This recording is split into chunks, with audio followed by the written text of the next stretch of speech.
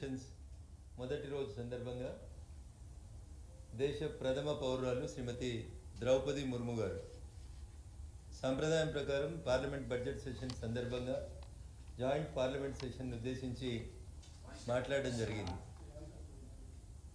శ్రీమతి ద్రౌపది ముర్ము గారు భారత రాష్ట్రపతి హోదాలో ఉభయ సభలను ఉద్దేశించి మాట్లాడుతూ భారత ప్రభుత్వం గత 10 సంవత్సరాలుగా ముఖ్యంగా ఈ 6 నెలల్లో తీసుకున్నటువంటి అనేక విషయాల గురించి సభ్యులకి భారత ప్రభుత్వం యొక్క ఉద్దేశాన్ని వివరించడం జరిగింది. కానీ దురదృష్టకరం ఈ దేశంలో 100 సంవత్సరాల కంటే పైచిలుకు చరిత్ర ఉందని చెప్పుకున్నటువంటి కాంగ్రెస్ పార్టీ నాయకురాలు శ్రీమతి సోనియా గాంధీ గారు సిద్ధాంతపరంగా లేదా ప్రభుత్వపరంగా రాష్ట్రపతి మాట్లాడినటువంటి మాటల్లో ఏమైనా తప్పులున్నా లేకపోతే వారికి నచ్చని అంశాలున్నా విమర్శించడాన్ని మేము స్వాగతిస్తాం. కానీ కాంగ్రెస్ పార్టీ మొదటి నుంచి శ్రీమతి ద్రౌపది ముర్ము గారు రాష్ట్రపతి అయిన నాటి నుంచి ఒక గిరిజన ఆదివాసీ బిడ్డకి ఎన్డీఏ అభ్యర్థిగా ప్రకటించిన నాటి నుంచి కూడా కాంగ్రెస్ మిత్రపక్షాల వైఖరి శ్రీమతి ద్రౌపది ముర్ము రాష్ట్రపతి గారి పట్ల వారి వ్యాఖ్యానాలు, వ్యక్తిగత వ్యాఖ్యానాల్ని మేము తీవ్రంగా ఖండిస్తూ ఉన్నాం. ఒక ఆదివాసీ మహిళను రకరకాలుగా హ్యూమిలేట్ చేసేటువంటి రీతి లోపల కింది స్థాయిలో ఉన్నటువంటి కొంతమంది ఎంపీలు మాట్లాడినంటే ఏమో అనుకున్నాం. కానీ సాటి మహిళ అయ్యుండి శ్రీమతి సోనియా గాంధీ గారు కూడా ఈరోజు రాష్ట్రపతి ప్రసంగంలో సబ్జెక్టుని మాట్లాడకుండా వ్యక్తిగతంగా వారిని కించపరిచే రీతి లోపల మాట్లాడడం అనేది బాధాకరమైనటువంటి విషయం. ఆ కుర్చీని గౌరవించేటువంటి సంస్కారం కాంగ్రెస్ పార్టీ ఎందుకో రోజు రోజుకి కోల్పోతా ఉంది.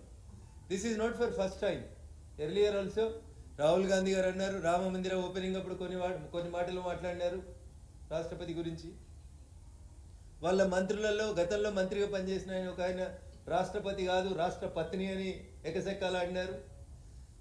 See, this is the respect how the Congress respects the first citizen of this country, which is very unfortunate.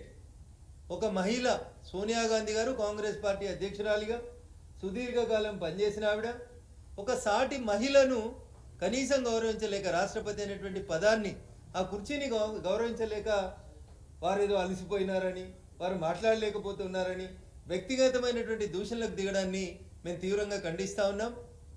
సాటి మహిళగానైనా సోనియా గాంధీ గారు అట్లా మాట్లాడకుండా ఉంటే బాగుంటుండే అనేది మా అభిప్రాయం.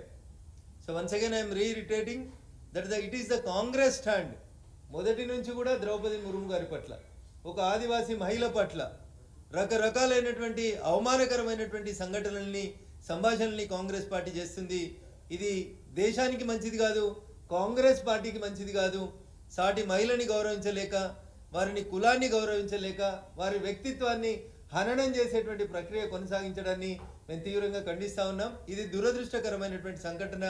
ఈ సాంప్రదాయాన్ని ఇప్పటికైనా కాంగ్రెస్ ఆపివేస్తే, నిలిపివేస్తే బాగుంటుంది అని చెప్పి మేము ఈ సందర్భంగా కాంగ్రెస్ పార్టీకి హితవు పలుకుతా ఉన్నాం. మీరు అధికారంలో ఉన్న సుమారు 55 సంవత్సరాల్లో ఏ రోజు కూడా మీరు మహిళా సాధికారికత కోసం పనిచేయలేదు, మహిళల్ని ప్రాపర్గా గౌరవించలేదు, మహిళలకి 33% రిజర్వేషన్ తీసుకురావడానికి మీకు మనసు ఒప్పలేదు.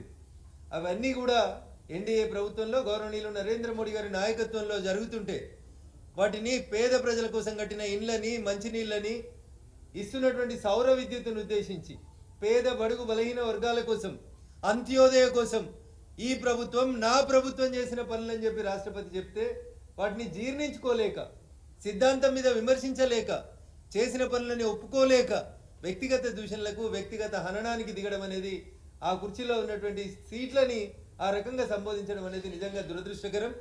100 సంవత్సరాల చరిత్ర ఉందని చెప్పుకునేటువంటి కాంగ్రెస్ పార్టీకి ఇది తగదని తెలియజేస్తూ, కొంతమంది ఇండిపెండెంట్ గెలిచిన ఎంపీలు కూడా నోటికి వచ్చినట్టు మాట్లాడుతూ ఉన్నారు. హైదరాబాద్లో చార్మినార్ దగ్గర ఒక మాట చెప్తారు, ఏక్ బాయి దూసరా బాయికు పైచాంతా అని. అట్లా ఒక దొంగ ఇంకో దొంగను గుర్తించినట్లు ప్రేమలేఖలు రాసేటోడు ప్రేమలేఖల గురించే మాట్లాడతాడు, జేబులు కొట్టేటోని గురించే మాట్లాడతారు. కానీ ఇంకా అంతకంటే గొప్పగా, విఘ్నతగా వాళ్ళు ఏం మాట్లాడతారు అనేది మనం ఆలోచించుకోవాల్సిన అవసరం ఉంది.